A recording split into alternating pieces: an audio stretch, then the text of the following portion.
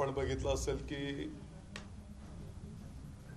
12 जानेवारीला माननीय प्रधानमंत्री महोदय आपल्या नाशिकला आले होते आणि काळाराम मंदिरामध्ये त्यांनी स्वतः स्वच्छता करून येणाऱ्या 22 तारखेपर्यंत सर्वांनी स्वच्छतेचं काम करावं अशा प्रकारचं मार्गदर्शन आदेश दिलेले आहेत आणि त्याचाच एक भाग म्हणून आपल्या नाशिक शहरातनं जी पवित्र गोदावरी नदी वाहते तर या नदीची स्वच्छतेची मोहीम महापालिकेच्या माध्यमातून करण्याचा निर्णय आम्ही केलेला आहे आणि आपण बघितलं असेल की कालपासूनच गोदावरी नदीमध्ये असलेल्या पाणवेली असतील आजूबाजूचा परिसर स्वच्छ करण्याचं काम सुरू केलेलं आहे। यामध्ये लोक सहभागाच्या माध्यमातून पण अभी गोदावरी स्वच्छता। अमृत नोनी आर्थो प्लस ये एक प्रूवन फॉर्मूला है। इसमें मौजूद नोनी फल के गुण और आयुर्वेदिक जड़ी बूटियां शरीर को जरूरी पोषक तत्व देने के साथ साथ हड्डियों और जोड़ों के घिसने, उनमें होने वाले सूजन और दर्द को रोकने में मदद करता है। दर्द मुक्त जीवन के लिए अमृत नोनी आर्थो प्लस। हाती घेतो आहोत दादा, आगामी खरं तर आपण बघितलं तर कुंभमेळा पण आहे, त्यामुळे गोदावरी नदी संदर्भात एक काहीतरी प्लॅन आखून कायम स्वरूपी गोदावरी नदी प्रदूषण मुक्त करण्याचा काही प्लॅन आहे? निश्चितपणे येणाऱ्या कालावधीमध्ये गोदावरीचं पूर्ण स्वच्छता कशी होईल, त्याच्यामध्ये दूषित पाणी मिसळणार नाही या दृष्टिकोनातून एक आराखडा तयार केला जातो आहे, जो आपण कुंभमेळ्याचा कार्यक्रम तयार करणार आहोत। त्याच्यामध्ये याही कामाचा समावेश त्या ठिकाणी असणार आहे। काही ठिकाणी जे काही दूषित पाणी या नदीमध्ये मिक्स होत आहे तर ते टाळण्याच्या दृष्टिकोनातून याच्यातून नियोजन केलं जाईल।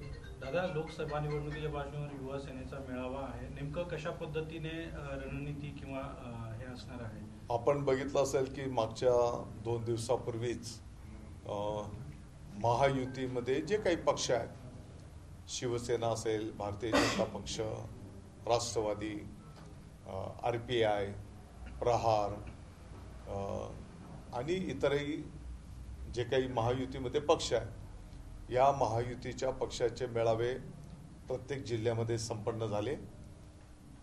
त्याच धर्तीवर आता प्रत्येक जिल्ह्यामध्ये युवा सेनेचे मेळावे आपले संपन्न होत आहेत। आज नाशिकमध्ये त्याचाच एक भाग म्हणून युवा सैनिकांचा आणि युवती सेनेचाही स्वतंत्र मेळावा संपन्न होतो। नेमकं काय या सगळ्या मेळाव्याच्या माध्यमातून आपली रणनीती असणार? साधारणपणे माननीय प्रधानमंत्री महोदय मोदी साहेबांच्या नेतृत्वाखाली ज्या पद्धतीने आपल्या देशाने विकास कामांमध्ये आघाडी घेतलेली आहे, जगाच्या पाठीवर आपल्या भारताचं नाव मोठं केलेलं आहे, अनेक चांगले योजनांची अंमलबजावणी प्रगतीपथावर आहे। त्याच धर्तीवर राज्य शासनाने सुद्धा अनेक चांगले निर्णय त्या ठिकाणी केलेले आहेत, त्याची अंमलबजावणी तळागाळातल्या माणसापर्यंत त्या ठिकाणी होते आहे आणि या सर्व गोष्टी तळागाळातल्या माणसाच्या पर्यंत पोहोचवणं ही युवा सैनिकांची जबाबदारी त्या ठिकाणी असणार आहे आणि म्हणून हा एक युवा संवाद प्रत्येक जिल्ह्यामध्ये संपन्न होतो आहे। दादा, विरोधकांकडून आरोप केला जातोय की राज्यातून आतापर्यंत उद्योग गुजरातला पळवले जात होते, मात्र आता फिल्मफेअर अवॉर्ड जो बॉलिवूडचा सोहळा आहे तो मुंबईत व्हायचा, मात्र तो देखील आता गुजरातला होतोय, त्यामुळे बॉलिवूडचे इव्हेंट सुद्धा आता गुजरातला पळवले जात आहे, अशा पद्धतीची टीका। मला वाटतं की पळवापळवी वगैरे असा काही विषय नाही। तत्रप आपण जे काही सांगतायत मी याची माहिती घेईल। दादा, जितेंद्र आव्हाड आज सकाळी म्हणाले की डॉक्टर बाबासाहेब आंबेडकर, आता हे दुसरं नाव बाबासाहेब आंबेडकरांनी न्यायव्यवस्थेमध्ये देखील आरक्षण द्यायला हवं होतं, कारण न्यायव्यवस्थेला देखील जातीयवादाचा वास येतोय, वादग्रस्त विधान आहे न्यायव्यवस्थेबाबत। आपण देश पातळीवर जर विचार केला तर आजही काही स्तंभांच्या विषयी सामान्य माणसाच्या मनामध्ये एक आदर आहे। उदाहरणार्थ आपल्या देशाचं मिलिटरी असेल, सैनिकांचे जे काही तिन्ही चारी आपले अंग आहेत. त्याच्यासोबतच न्याय व्यवस्थेच्याही संदर्भामध्ये आजही सामान्य माणसाच्या मनामध्ये आदर आहे. परंतु काही लोकांना त्यांच्या मनासारखी जर एखादी गोष्ट झाली नाही तर ते त्याच्यावर प्रश्नचिन्ह उभे करतायत. मला वाटतं की लोकशाहीसाठी ही घातक गोष्ट आहे. जितेंद्र आव्हाड सरकारी यंत्रणांवर बोलत आले, परंतु पहिल्यांदा न्याय व्यवस्थेसंदर्भात देखील असं गंभीर स्वरूपाचं वक्तव्य केलेलं आहे. काय कारवाई करायला पाहिजे असं आपण वाटतं? मी तेच बोललो की काही संस्थांवर माझ्या मनासारखं झालं नाही तर त्याच्याविषयी आम्ही प्रश्नचिन्ह निर्माण करणार, ही गोष्ट बरोबर नाही. आणि जितेंद्र आव्हाडांच्या पायाखालची वाळू घसरते आहे असं वारंवार त्या ठिकाणी दिसून येत आहे. पाठीमागे प्रभू श्रीरामचंद्रांच्या संदर्भामध्ये केलेले चुकीची वक्तव्य, ही गोष्ट बरोबर नाही. काल उद्धव ठाकरे गटाने मोठी पत्रकार परिषद घेतली आणि त्यामध्ये असं काहीतरी होतं, पत्रकार परिषद घेतली. महापत्रकार परिषद 2013 आणि 2018 मध्ये जी त्याला निवडणूक त्याच्याऐवजी महापत्रकार परिषद बोलण्याच्या ऐवजी पक्षाचा मेळावा किंवा एखादी सभा असं त्याला बोलू शकले असते. पण जे आरोप केले जात होते तर ते त्यांनी खोडण्याचा प्रयत्न केलाय. निवडणुका झाल्या नाही असं जे म्हणत होते ते त्यांनी थेट व्हिडिओज असे दाखवलेले होते. त्यांनी जे व्हिडिओ दाखवले, विषय असा आहे की कायद्याच्या चौकटीत मला वाटतं की माननीय अध्यक्ष महोदयांची पण लगेच पत्रकार परिषद झाली आणि त्या पत्रकार परिषद मध्ये शेवटी आपला देश घटनेवर चालतो, कायद्यावर चालतो. जेव्हा माननीय अध्यक्ष महोदय एका न्यायाधीशाच्या भूमिकेत आहेत तर त्यांच्या समोर जी कागदपत्र ठेवली गेली तर त्या अनुषंगाने त्यांनी न्यायनिवाडा केलेला आहे.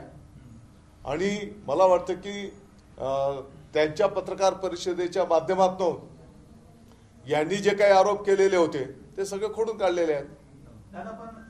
आणि आपण बघितलं असेल की म्हणजे मला तर काही लोकांच्या बुद्धीची कीव करावीशी वाटते. आता त्या पत्रकार ज्याला महापत्रकार परिषद बोललं गेलंय त्या ठिकाणावरनं जी भाषणबाजी झाली, अगदी त्या पत्रकार परिषद मध्ये काही वकील महोदय राजकीय पुढाऱ्यासारखं भाषण करत होते आणि संवैधानिक पदांच्या विषयी चुकीचे शब्द प्रयोग ते करत होते. याचा अर्थ सरळ आहे की त्यांच्या सगळ्यांच्या पायाखालची वाळू घसरलेली आहे. राहिला विषय तर एखादा न्याय निवाडा जर तुम्हाला मान्य नाही तर तो न्याय निवाडाच्या विरोधात लोकशाही प्रक्रियेमध्ये वरिष्ठ न्याय निवाडा प्राधिकरणाकडे तुम्ही न्याय मागू शकता. मग आता जर तुम्ही माननीय सर्वोच्च न्यायालयामध्ये जर याचिका दाखल केलेली आहे मग हे स्टंटबाजी करण्याची काय गरज आहे? तुमच्याकडे जे काही पुरावे असतील, जे काही बाबी असतील त्या तुम्ही माननीय सर्वोच्च न्यायालयाच्या समोर ठेवा. त्यात असा एक आरोप करण्यात आला एकीकडनं आपल्या तुम्ही माननीय सर्वोच्च न्यायालयावर सुद्धा टीका टिप्पणी करतात.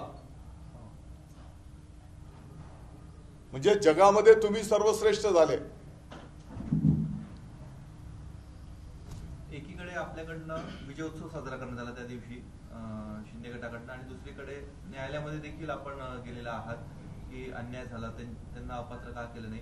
तर ही कुठेतरी ह्या तुमच्या दुहेरी भूमिकेवर देखील आक्षेप घेतला आणि तुम्ही जे उच्च न्यायालयात गेलात तर ते वेळ काढूपणासाठी आहे असा आरोप होतो. बघा, मी सुरुवातीलाच बोललो, लोकशाही प्रक्रियेमध्ये ज्याला ज्याला जे जे अधिकार आहेत त्या अधिकारांचा वापर जो तो करू शकतो. मी सांगितलं की त्यांना जर हा न्याय निवाडा मान्य नाही तर वरिष्ठ न्यायालयामध्ये ते जाऊ शकतात. तसा आम्हाला पण न्याय मागण्याचा अधिकार आहे, तो आम्ही न्यायालयात दाद मागतो आहोत. याच्यावर कोणाला ऑब्जेक्शन घेण्याचं काय कारण आहे? आम्ही जे काही तिकडे दाद मागणार आहोत त्याच्या विरोधातली भूमिका त्यांना जी मांडायची असेल ते त्यांनी त्या माननीय न्यायालयामध्ये मांडावी. दादा, भारताच्या इतिहासामध्ये पहिल्यांदा अशी घटना घडली की एखाद्या न्यायाधीशाने त्याच्या जजमेंटवरती पत्रकार परिषद घेतली, म्हणजे राहुल नार्वेकरांनी काल नाही न्यायाच्या भूमिकेत होते, नाही न्यायाधीशाच्या भूमिकेत होते. नाही तुम्ही कदाचित तुम्ही त्यांची पूर्ण पत्रकार परिषद बघितली नसेल. त्यांनी त्या पत्रकार परिषदेला सुरुवात करत असतानाच सर्व भूमिका त्यांनी स्पष्ट केल्या आणि ते आज का माध्यमांच्या समोर बोलत आहेत ती पण भूमिका त्यांनी मांडली. सामान्य नागरिकाच्या मनामध्ये संभ्रम राहू नये. माननीय न्यायालय, मी जसं बोललो की त्याच्याविषयी आजही सामान्य माणसाच्या मनामध्ये जो आदर आहे, काही लोक त्यांच्या स्वार्थाच्यासाठी त्याला गालबोट लावू पाहत आहेत, ते होऊ नये म्हणून त्यांनी पत्रकार परिषदमधनं त्यांनी जे काही समोरच्या लोकांनी खोट्या गोष्टी मांडल्या तर त्याचा त्यांनी त्या ठिकाणी खुलासा केलेला आहे. उद्धव ठाकरे सातत्याने असं म्हणतात, जर माझं पद अवैध होतं तर अमित शहा मातोश्रीवर भेटायला का आले होते? माझं पद जर अवैध होतं असं म्हटलं जातं, उद्धव ठाकरे म्हणतात, तर अमित शहा मातोश्रीवर भेटायला का आले होते? ते कोणत्या पदाने भेटायला आले होते? अहो, एक काळ असा होता, हिंदू हृदय सम्राट शिवसेना प्रमुख माननीय बाळासाहेब ठाकरे साहेबांना भेटण्याच्यासाठी देश पातळीवरचे नेते, एवढंच नाही बाहेर देशांचे पण लोक यायचे. त्या मातोश्री नावाला एक वलय आहे. हिंदू हृदय सम्राट शिवसेना प्रमुखांच्या वास्तव्याने ते पुण्यभूमी आहे. आज आम्ही कोणाचं तरी काही ऐकून ज्या पद्धतीने आता आम्हाला दुसरीकडे जावं लागतंय.